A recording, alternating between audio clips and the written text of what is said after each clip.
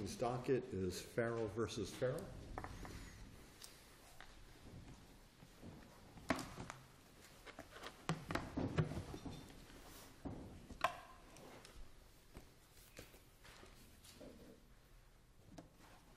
Good morning. Before we begin, I would like to reserve 5 minutes for rebuttal. If it please the court, I'm Ellen Ware. I represent Susan Farrell, the appellant. We're here this morning on this matter because thus far the system has failed Mrs. Farrell. Her income is a small fraction of Mr. Farrell's income. Her assets are a small fraction of his assets.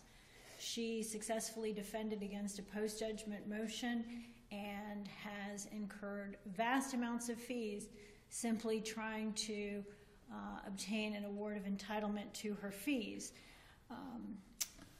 She should have been able to expect to have all or at least a significant part of those fees paid based on the disparity in income between the parties, and further based on the fact that her circumstances had diminished since the final judgment, while Mr. Farrell's circumstances had greatly improved. That is only if you can get around the line of cases that say if the parties have a settlement agreement provision, that is controlling as to the matters that fall within that provision. Yes, I don't think there's any settlement. If you're referring to the suggestion that the prevailing parties' fees that was raised in the answer brief, that the trial court found at the hearing on the initial hearing on the motion of the husband, that neither party was prevailing, and we have not asked for an award based on prevailing parties' fees, even though we were successful in defense against the motion. I mean, the judge denied the motion. Theoretically, we would be the prevailing party, but the judge made a specific finding that neither party was prevailing for purposes of That's really the thrust of my question. You have a mediation agreement that allows the prevailing party to recover fees. Your bottom line position is you ought to be able to get around that provision, that this is not a prevailing party analysis under the mediated agreement. It's not a prevailing party analysis. The court specifically found neither party was prevailing. I mean, we have, in order to obtain an award of fees in a family law case, we have a statute, 6116. I think we understand there's a statute, but there's also a very significant line of cases that say you don't get to use the prevailing, the need-based statute, 61.16, if the fees would be recoverable under a prevailing party provision. And I know you've cited to the case of Mott, which is one that I authored, but that case involved claims for fees, some of which would fall within the prevailing party language of the agreement, some of which would not fall within the prevailing party agreement.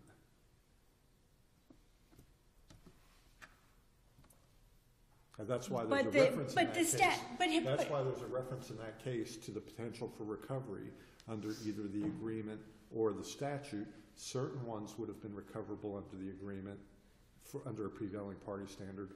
Others weren't within the scope of the agreement, so they would have been recoverable under 6116. Here, isn't the claim for fees basically for everything that would have been recoverable under the prevailing party agreement had the court determined there was a prevailing party? I would agree that if the court had determined that my client was the prevailing party, she would have been entitled to seek fees under the prevailing party provision of the agreement. But the court, having found that there was no prevailing party, I think leaves the parties with 6116.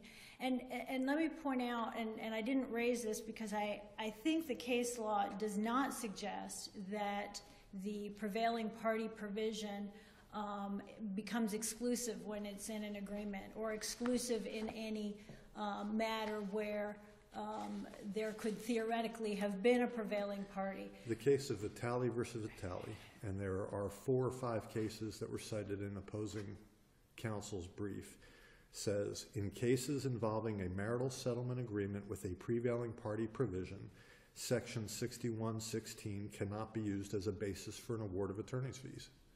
All right. Perhaps I shouldn't have decided to start using only my iPad. But give me 1 second so that I can. If it helps you, I'm operating under the same challenge. I'm learning.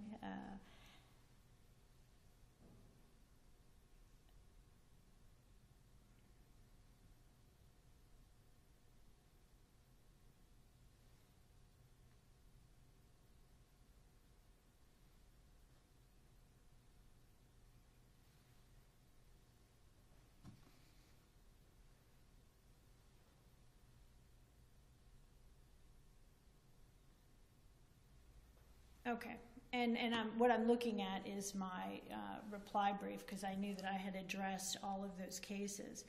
The Vitale case reversed a trial court's fee award because it used the prevailing party standard rather than the general family law standard when the prevailing party standard was inapplicable. And I understand the argument that counsel was trying to make in the answer brief, and while it's a creative argument, I don't believe that any of those cases are on all fours with this case, and I don't believe that that is an appropriate way for the law to go, because it would so significantly and negatively impact parties' abilities to get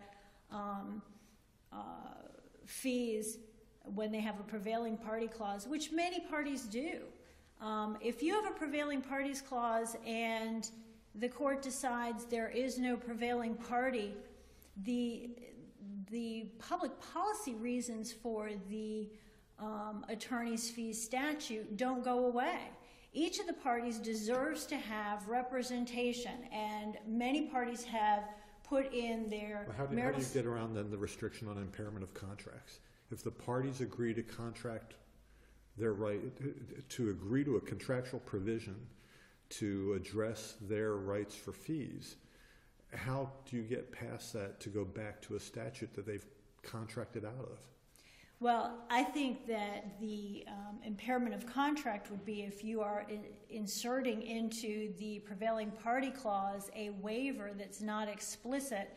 And there are parties all over the state who have entered into these agreements and they vary in how they're phrased, but if you have to pursue a motion for contempt, if you have to file a motion to enforce, you can get fees. They're all of that nature. There's not one that I've seen in almost 30 years of practice that includes a specific waiver of that the parties have any kind of understanding or agreement that should there not be a prevailing party, they have waived their right to proceed under Chapter 6116. And the only thing they are agreeing to is if the other side prevails, if I go to court with you and you win and I was wrong, I, was making a lousy claim or didn't have the facts or whatever, I can be responsible for your fees because you prevailed. It does not mean that I'm saying, anytime we're in court on anything that could be considered to be enforcement, if nobody prevails, if we're both equal, if we, whatever else happens, I have waived my right under Chapter 6116. And it would be a great disservice to the parties who would have no understanding that that is what they are doing when they are agreeing that if there is a prevailing party, that party will get fees. Here, there's no prevailing party. The trial judge ruled at the first hearing, no prevailing party. Well, then I should be able to go under 6116. I've not waived my right to that. And I think to make a significant change like that to the expectation of parties who have been signing these agreements for years and years and years would be a real hardship in any case where, as here, clearly, as a factual matter, it would be a hardship as well for a party who, in good faith, believes there's been and I'm not referring to the parties here in their monetary situations, but a party who in good faith believes that a settlement agreement has been breached and they bring an action to enforce, and they lose. The judge just says, yeah, you might have had a good faith belief, but the facts, as proven out, show that there was no breach. And the spouse doesn't really have money for fees and says, okay, well, I lost, but I really can't afford this, and I had a good faith in bringing it. I mean, it seems like your argument would be the same as well. They shouldn't be punished when they had a good faith basis to bring it, even though they'd be precluded from recovering their fees because of the agreement. And I understand what you're saying, and it is a hardship for some people, no question. But they have entered into this agreement understanding that if they go to a hearing and they are the losing party, they can be responsible for the other side's fees. That may not be a good idea for them. I always explain to parties when we're entering into a marital settlement agreement what that means. What does it mean? You know, what could it be? If I have a party who is very, very low income and assets, and we've got another party with a lot of income and assets, you know, I got to caution them. You are going to have to, you know, abide by this agreement absolutely, and you still could lose, right? I mean, you know, things happen, and you need to understand that. But it would make it easier for you to get fees from the other side should they violate the agreement. I'm talking about a situation where the parties go to a hearing, and as here, there's no prevailing party. There's no prevailing party. So you've said, I agree that if you prevail... There are two prevailing parties. Or two prevailing parties. The court could have said, well, you know, if you both win, it's a meaningless victory because nobody's going to get anything out of this because I think you both really messed up in coming to court on this. And but in any event, no prevailing parties. So, and you know, if she said two prevailing parties, I suppose then you've got a different problem because then you've got both parties entitled to fees. But here, you've got no prevailing party, and you've got no prevailing party, and so there is no expectation on the part of either one that they are entitled to their fees under the prevailing party provision. But like every other aspect of the agreement, when you're in court and you're arguing about something, if your spouse didn't prevail, you should be entitled to proceed under 6116. And there's no case law that says that you can't.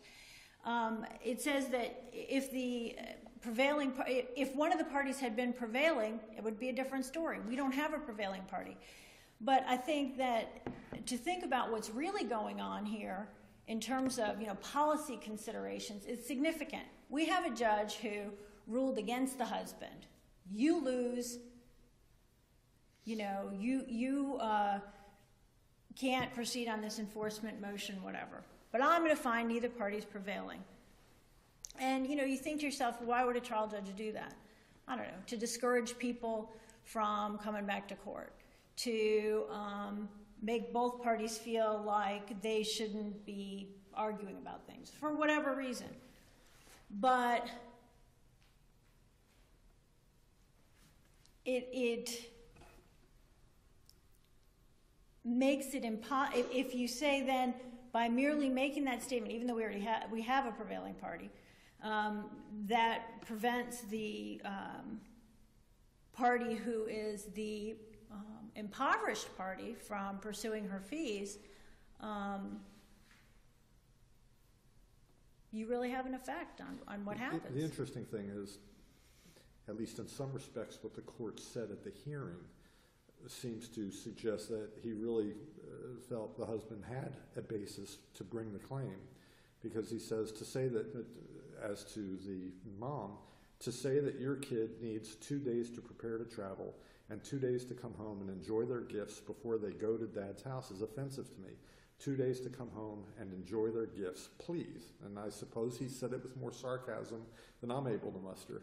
But, you know, it does seem that the judge wasn't necessarily saying, he said neither party prevailed, but he also seems to be saying, you know, you all shouldn't have come to court. That is exactly what she was saying. Dad, reading into it, Dad, yeah, you had the right to enforce this, but come on, give me a break. And Mom, you're using this reason to keep him from having a couple days extra visitation.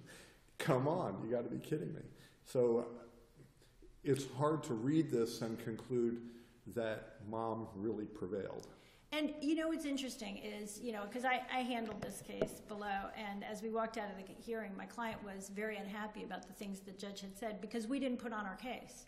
I don't know if you noticed that part of the record, but all that was put on was the husband put on his case, I cross-examined him, I think the wife was questioned a bit, and I did a cross-examination is the wrong word, but I questioned her, but I think.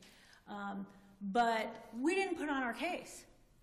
And my client walks out of the hearing, and she's not happy because the judge has made these statements, and ultimately she was disqualified because she made statements without allowing my client to put on her case. So what's happened factually is kind of a real anomaly in this, right? The judge hears this. She's not happy that these people are here.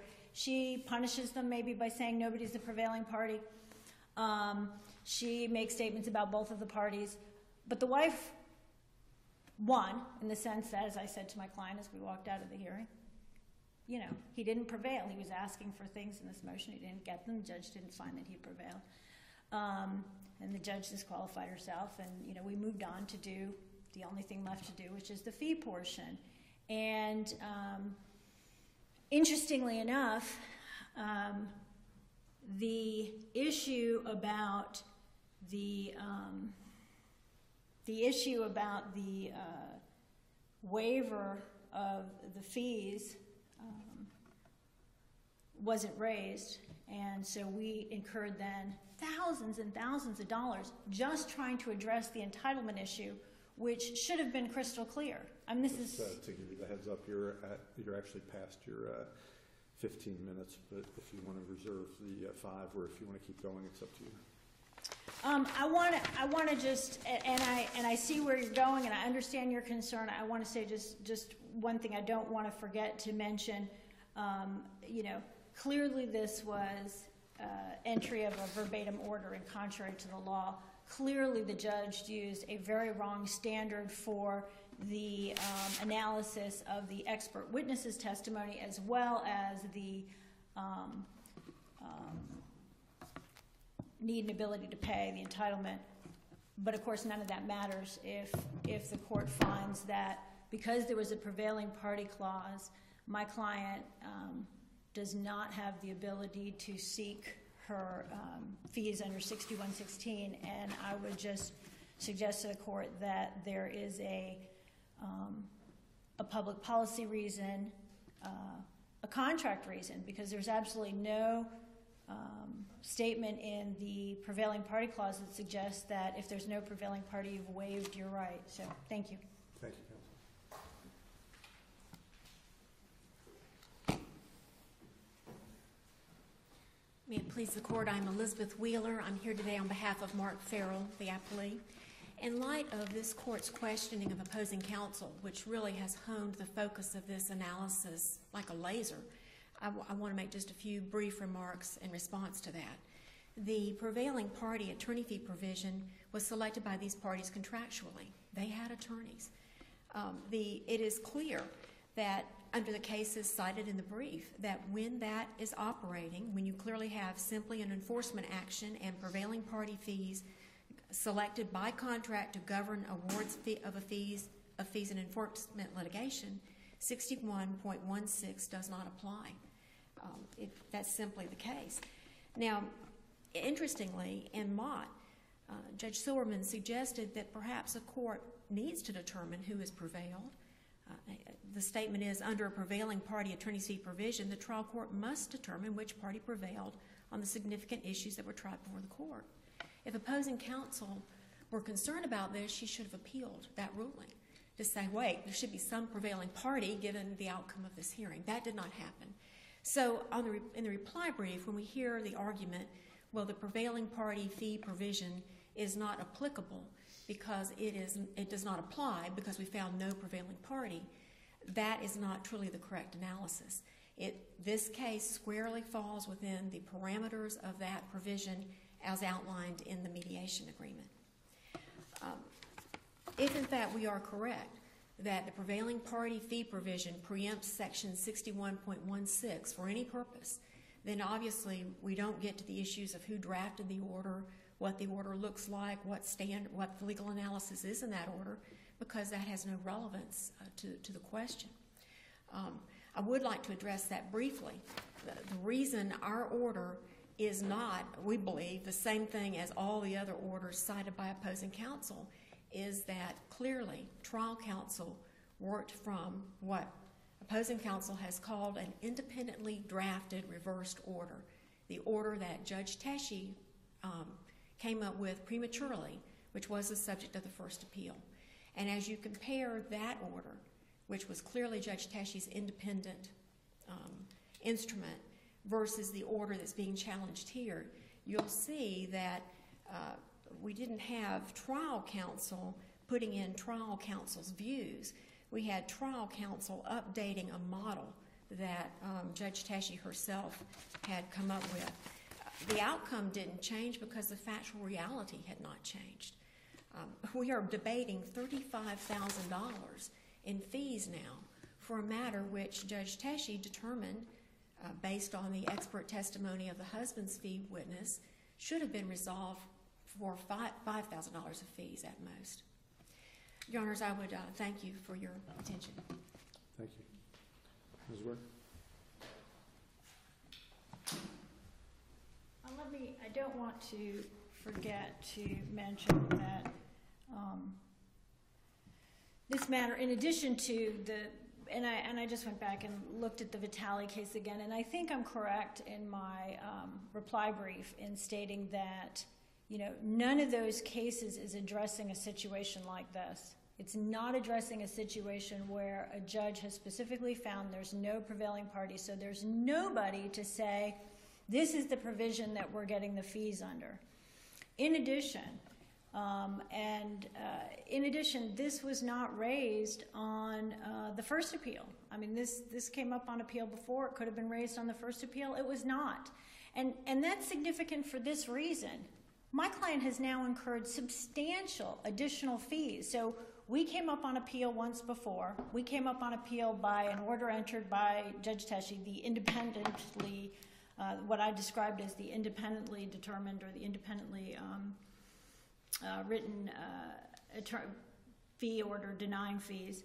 And she entered that before she had a hearing on any evidence about entitlement. So it was reversed on due process grounds, making it, in my opinion, absurd to suggest that using that order as your model for your new order has any validity. In fact, it's an additional basis for reversing the entry of the verbatim order. But that came up on appeal, and at that point, Mr. Farrell could have and should have said, hey, this is a reasonable order, even though there's no, we've got these other problems. The order, we have this prevailing parties issue, if he thought that was the appropriate way to go. Instead, we've incurred substantially more fees, and you can see from the record that from the time of the first hearing to the time of the second hearing on the remand, where we addressed the entitlement, the fees went from $20,000 to $35,000, addressing entitlement issues, more hearings, etc. And it is absurd to suggest this Mr. Farrell, for whom, by the way, the fees, $35,000 in fees, are less than 4 months of his monthly surplus. This is nothing to him. So he can come up now after he has had his wife incur all kinds of fees and suggest that because she agreed that if he prevailed, he would be entitled to fees, he can use that to suggest that she can't get fees under Chapter 6116, even though he doesn't raise it till she's already incurred $35,000 in fees. That's outrageous. And I would ask that the court consider that not only is there no case law on point that suggests that just because you have a prevailing party clause, if you have something where the court says there's no prevailing party, you are not entitled to proceed under 6116.